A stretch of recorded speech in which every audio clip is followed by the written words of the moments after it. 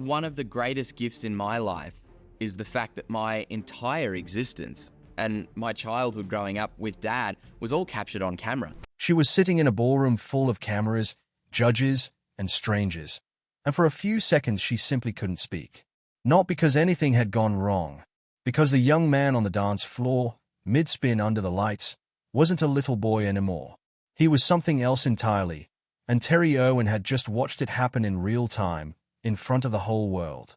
This is the true story of how Robert Irwin, the youngest child of Steve and Terri Irwin, spent 2025 stepping fully into his own identity, and how his mother, who had spent nearly 2 decades holding a family and a legacy together largely on her own, finally let herself be seen breaking down in public because of it. Most people who recognize Robert Irwin's face default to one memory: a small, grinning kid trailing his famous father around Australia's zoo, unbothered by animals most adults wouldn't go near. That image has followed him his entire life. It's the version of Robert the public settled on early, and for a long time, that was enough. Nobody was pushing to update it. Robert Clarence Irwin was born on December 1, 2003, in Queensland, Australia, the younger of Steve and Terri Irwin's 2 children. He was not yet 3 years old when his father died on September 4, 2006, after being fatally struck by a stingray barb while filming near Bat Reef, off the coast of Port Douglas. Steve Irwin was 44. Robert has said publicly that he has no real memories of his father, only the footage, the stories his mother and sister have told him over the years, and the particular way strangers' faces change when they realize whose son he is. That's a strange kind of grief to carry. It isn't the grief of losing someone you knew and now miss. It's the grief of missing someone you never really got to have, while the rest of the world treats that person as a legend you're somehow supposed to measure up to. For years, most of the public conversation around Robert focused on his charm on camera and his ease around wildlife. Less attention went to what it might actually feel like to grow up as the living continuation of a father you can't remember. Terri Irwin has spoken, carefully and in pieces across various interviews over the years, about what those early years were actually like. She has described having to learn, essentially overnight, how to run a zoo, raise 2 young children in front of a permanently interested public, and keep the family functioning while dealing with her own loss. She has also said that from very early on, Robert wasn't simply along for the ride. Even as a small child, there was something in how he moved around animals, a natural steadiness, not fear, not performance, that reminded her unmistakably of Steve. By the time he was in single digits, Robert was already appearing on television alongside his mother and sister, and it became harder to write off as cute mimicry. It looked like something closer to inheritance. There's a particular moment that happens to families who lose someone young and famous. The surviving child starts to resemble them in ways that are impossible to dismiss as coincidence. For Terri, that moment didn't arrive once. It kept arriving, in small doses, for years. She has described instances where something in Robert's expression, or the way he talks about a specific animal, brings her right back to Steve, not metaphorically, but almost physically. Those moments, by her own account, carry 2 feelings tangled together: genuine joy at seeing her husband reflected in her son, and genuine grief that he isn't there to see it himself. The resemblance wasn't just in mannerisms. As Robert moved through his teenage years, longtime fans of the family began pointing out how physically similar he'd become to his father: the build, the restless on-camera energy, the total lack of hesitation around animals that most trained adults handle far more cautiously. People who'd grown up on Steve's original wildlife specials said watching Robert felt less like watching a tribute act and more like watching the same instincts show up again in a different generation. By his early teens, Robert had already begun building a public career distinct from simply being Steve's son. On February 17, 2017, at 14 years old, he made his first appearance on The Tonight Show starring Jimmy Fallon, cuddling a sloth on air and immediately becoming a recurring guest. He kept coming back with rotating exotic animals, handling each one with a level of composure and actual knowledge that consistently caught hosts and audiences off guard. He wasn't playing a character built around his last name. He was simply being himself, and it read as genuine because it was. Photography became the other place where Robert quietly built something entirely his own. In August 2016, At 12 years old, he was named junior runner-up in the Australian Geographic Nature Photography of the Year contest for an image of a saltwater crocodile, the first of several honors he'd collect through his teens. Then, in 2020, he captured a drone image of a bushfire near the Steve Irwin Wildlife Reserve in Cape York, Queensland, spotting smoke on the horizon and flying his drone into the smoke with only minutes of battery left. The photograph, titled Bushfire, also released as a line of fire, shows a stark line splitting untouched forest from blackened, fire-ravaged land. It went on to win the Wildlife Photographer of the Year People's Choice Award, decided by public vote, receiving 55,486 votes out of nearly 50,000 competition entries. Robert was 17. He said afterward that for him, nature photography was about telling a story that could actually change how people treated the planet, not just documenting loss, but making an argument for why it mattered. Terri watched all of it unfold from close range, a son quietly proving, project by project, that he wasn't riding on a name. He was building a body of work that could stand on its own. Then, in 2025, came something almost nobody saw coming. Robert Irwin joined season 34 of Dancing with the Stars, partnered with professional dancer Whitney Carson.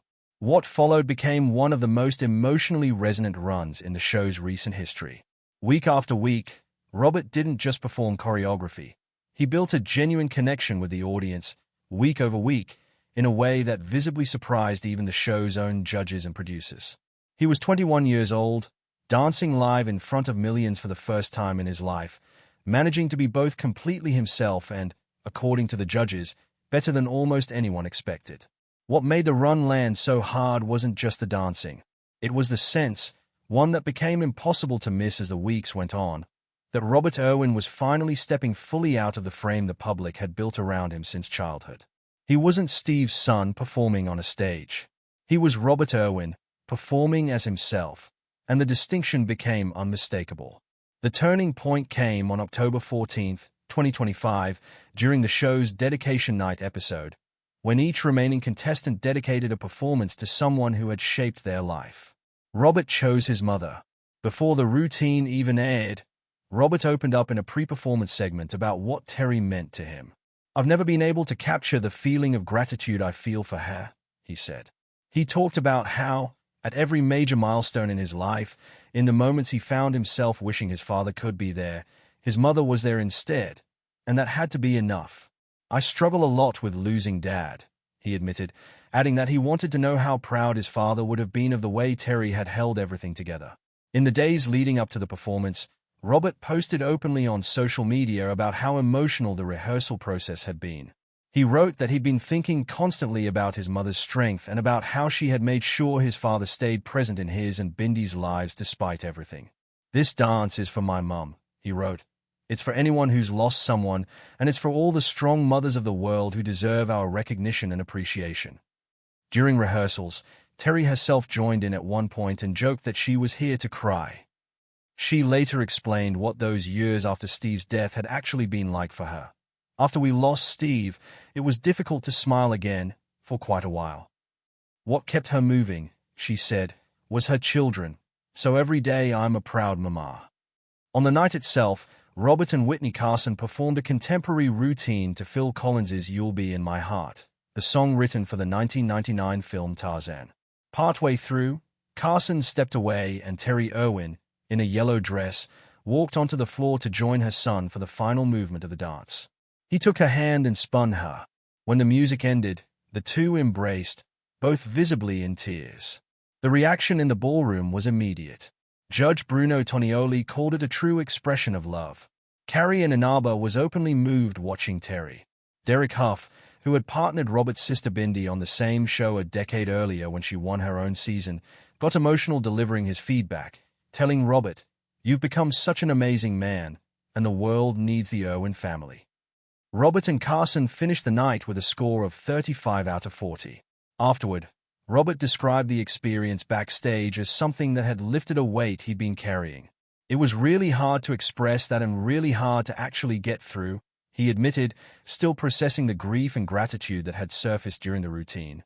He later wrote publicly that he would remember that night forever, calling the dance a story of love, loss, grief, and gratitude. a thank you to his mother, and a tribute to every strong single parent watching.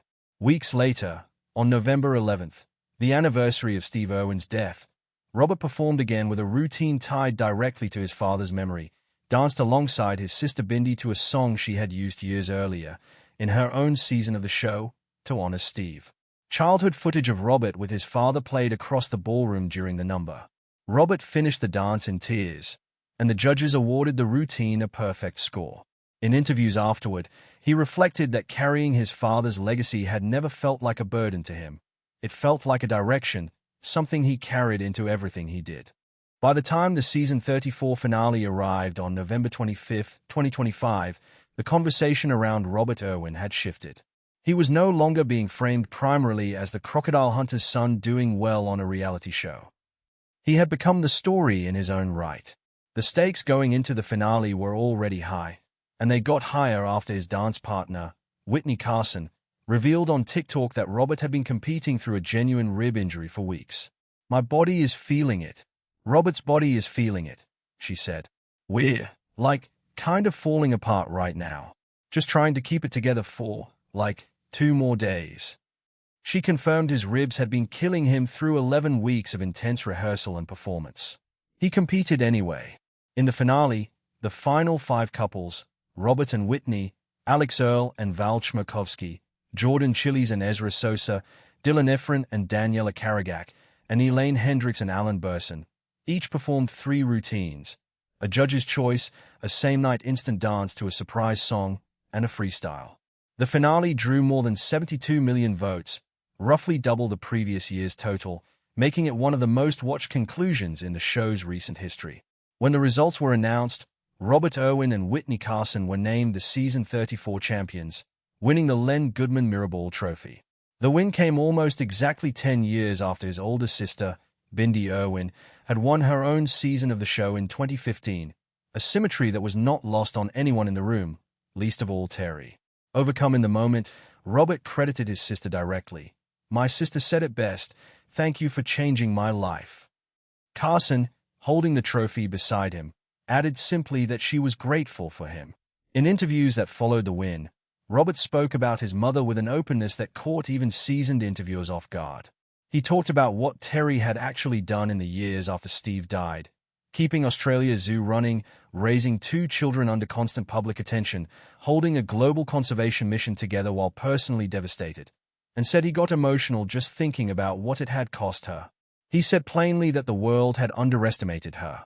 That, more than the trophy or the photography awards or the television appearances, may be the real measure of what changed in 2025. Not that Robert Irwin became famous, he already was. What changed was that he stepped forward as someone who could name, clearly and publicly, exactly what his mother had carried for almost 20 years and thank her for it in front of millions of people. Steve Irwin once said, in footage Robert has since described as difficult to watch, that his ultimate goal was to eventually step back and let the next generation carry the work forward, that doing so would be the moment he'd know he'd actually succeeded. He never got the chance to see that happen. He was 44 when he died, and Robert was not yet 3. The responsibility landed on Terri instead, a zoo to run, 2 children to raise, and a global audience watching to see what would happen next. What happened next, nearly 20 years later, was a 21-year-old standing in a ballroom holding a trophy, speaking about his mother with the kind of clear-eyed gratitude that usually takes a lifetime to earn.